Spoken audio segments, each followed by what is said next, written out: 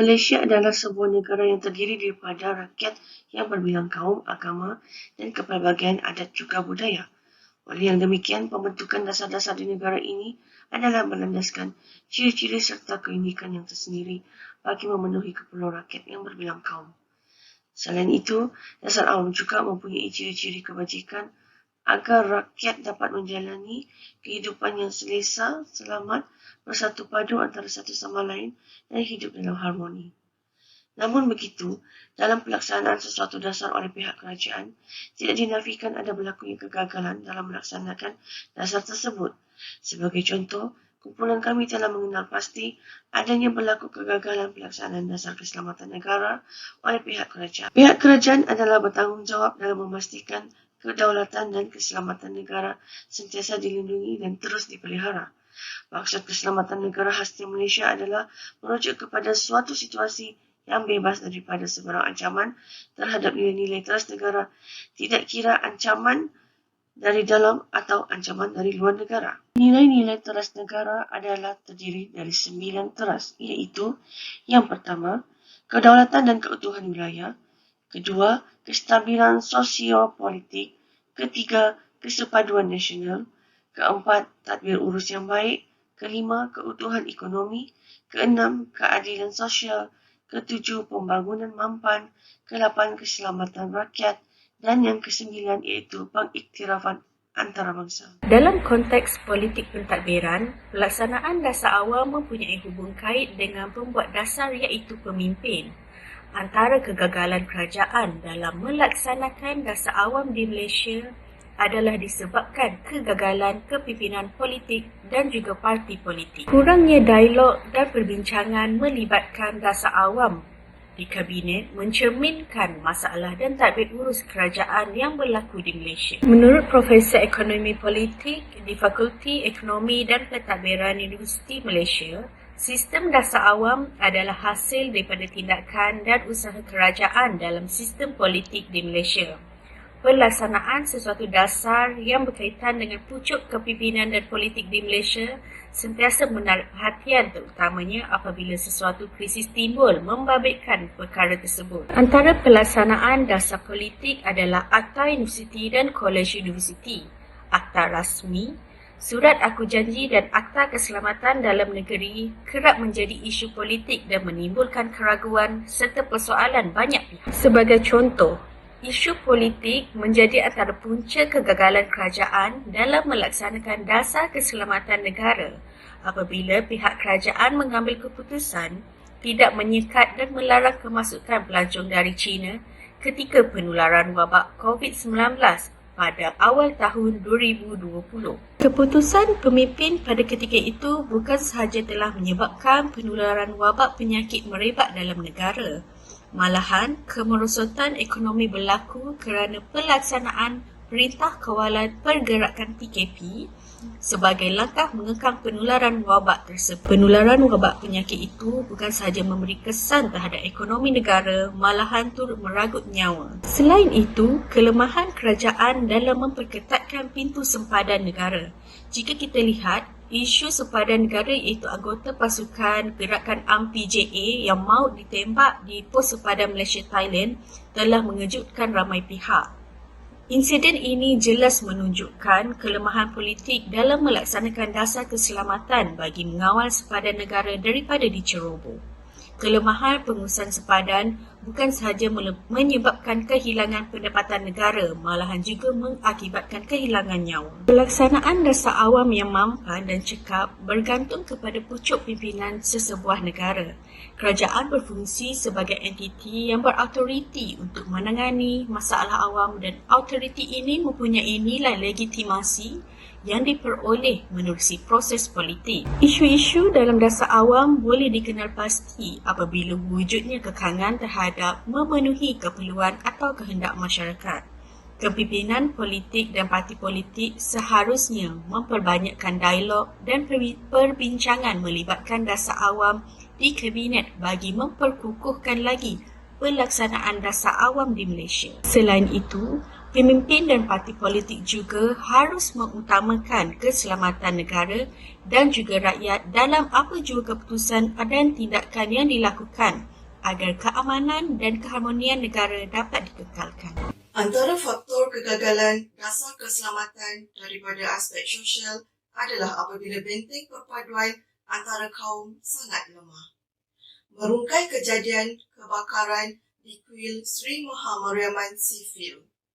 Ekoran daripada kejadian tersebut, seorang anggota bomba yang sedang menjalankan tugas untuk memadamkan api kebakaran kuil telah dipijak dan dipukul oleh kumpulan penganut agama Hindu akibat daripada hilang punca kawalan diri, hilang rasa sabar dan bertindak mengikut perasaan. Dan yang paling tragis adalah sehingga menyebabkan kematian anggota bomba tersebut pada 17 Disember 2018. Kita sudah tentu tidak ingin peristiwa hitam 13 Mei kembali menghantui persekitaran dan suasana kehidupan kita. Faktor seterusnya adalah merujuk kepada hasil kajian yang telah mendapati di mana kelemahan anggota pegawai juga merupakan faktor kepada penyumbang dasar keselamatan negara menjadi gagal. Di dalam erti kata lain adalah lebih menyifatkan kepada sifat integriti yang dipandang enteng oleh setiap pegawai. Penyeruduk akan sentiasa mencari kelemahan setiap pegawai sehingga membolehkan mereka membawa masuk bahan yang terlarang daripada negara jiran. Integriti jabatan atau sikap individu pelaksana dasar itu sendiri telah rosak, di mana rasuah telah menghakis nilai kejujuran dan keterusan dalam hati pelaksana dasar dan ia berterusan menjadi punca kegagalan kerajaan dengan melaksanakan dasar keselamatan negara. Di sini jelas membuktikan sikap tak salah laku dan etika kerja seseorang itu telah memburukkan imej organisasi yang dihormati dan berpengaruh. Antara pelaksanaan yang perlu dibuat dan diambil tindakan untuk mengatasi hal di atas adalah pihak yang terlibat perlu sentiasa meningkatkan keberkesanan dan kecekapan di dalam tadbir urus keselamatan yang melibatkan ketenteraman awam. Selain itu, perkara yang paling penting adalah dengan mengukuhkan dan mendalami nilai jati diri dan integriti melalui pendedahan dan penerapan nilai-nilai murni di antara pegawai dan anggota penguatkuasaan. Seterusnya adalah dengan sentiasa peka dan meningkatkan penambahbaikan terutama dengan penggunaan teknologi terkini.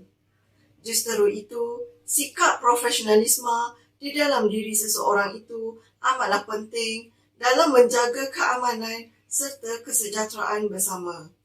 Kesimpulan yang dapat dibuat daripada hasil pemerhatian dan pengamatan di atas jelas di sini membuktikan dasar yang telah dibentuk itu ada dan wujud.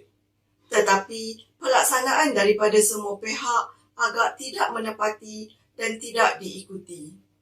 Kesimpulannya adalah kegagalan sesuatu dasar itu adalah berpunca daripada sikap seseorang itu sendiri. Punca kegagalan kerajaan dalam melaksanakan dasar awam, khususnya dasar keselamatan negara. Dari segi ekonomi, pertumbuhan ekonomi Malaysia yang pesat menjadi antara punca kegagalan kerajaan melaksanakan dasar keselamatan negara. Kerana ekonomi Malaysia yang pesat dan stabil, maka ia menjadi faktor menarik kepada kemasukan pendatang asing tanpa izin.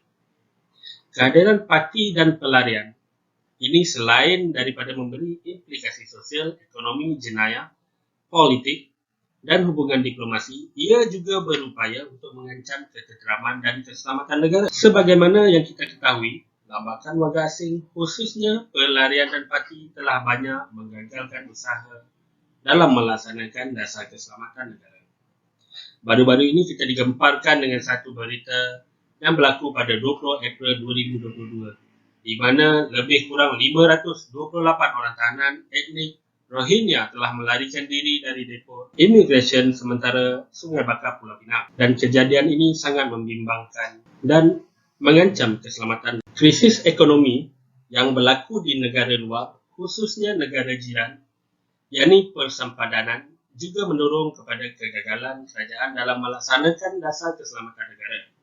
Krisis ekonomi yang berlaku di luar negara juga boleh menyebabkan berlakunya migrasi tidak terkawal ke negara Malaysia. Kedudukan Malaysia yang menjadi sempadan darat dengan negara jiran dan terletak di laluan strategik maritim iaitu di Selat Melaka, Laut Cina Selatan menjadikan Malaysia terdedah dengan ancaman bersifat rentas sempadan seperti penyeludupan manusia, hidupan liar, hasil hutan, dadah, barangan dan senjata, pemerdagangan orang, pelanunan, jenayah terancang, jenayah cyber, pengubahan wang haram, jenayah ekonomi, dan rompakan di laut dan sebagainya. Selain itu, ekonomi juga boleh menjadi punca kegagalan kerajaan dalam melaksanakan dasar keselamatan negara. Kerana pembahagian ekonomi yang tidak tegas akan menjejaskan kestabilan negara akibat pengangguran dan rasa tidak puas hati di kalangan masyarakat,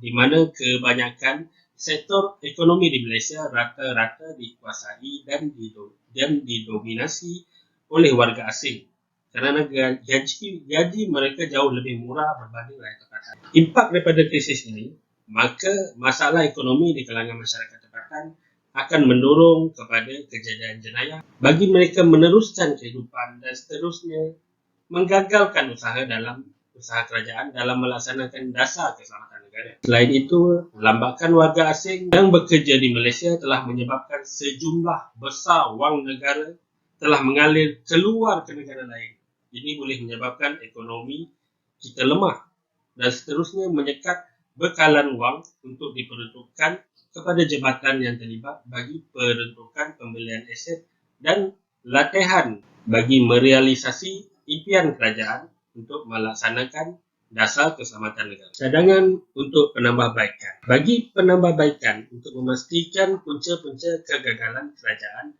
dalam melaksanakan dasar keselamatan negara, kerajaan haruslah meningkatkan kawalan di wilayah negara, termasuk kawasan-kawasan strategik di darat, maritim dan udara, bagi melindungi, mempertahan serta memperkukuhkan kedaulatan negara daripada sebarang ancaman, yakni kemasukan, pelarian dan parti. Kerajaan juga haruslah memastikan semua jabatan kerajaan yang terlibat seperti ATM, PDRM, maritim dan immigration menjalankan tugas-tugas mengawal kemasukan warga asing tanpa izin, penyeludupan dan sebarang jenayah sempadan. Kerajaan juga haruslah berusaha merapatkan jurang sosioekonomi dalam kalangan masyarakat di samping memperbanyakkan peluang pekerjaan kepada penduduk tempatan dan mengurangkan kebergantungan terhadap tenaga dan kemahiran warga asing untuk menjamin kesejahteraan ekonomi masyarakat dan seterusnya membendung kejadian jenayah akibat desakan ekonomi.